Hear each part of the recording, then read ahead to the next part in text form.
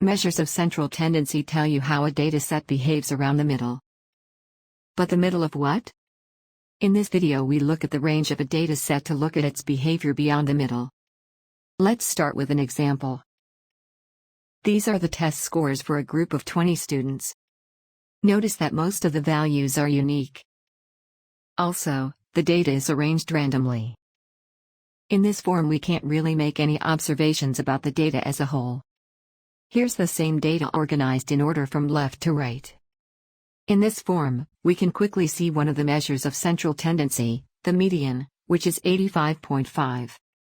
The range, on the other hand, tells us about the spread of the data. Take the greatest value, in this case 100, and subtract from it the lowest value, or 50. The range of this data set is 50. Let's look at another example. At a t-shirt store, here are 20 transactions, where customers bought different numbers of shirts. Find the median transaction amount in the range. First arrange the data from left to right in order from least to greatest. The median is the middle term, which in this case is $12.45.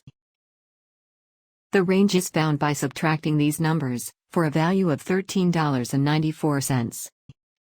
Let's look at a final example.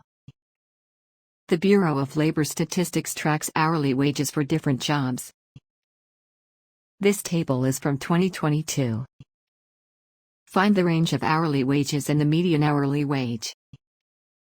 First arrange the data from least to greatest. The median and range are summarized below.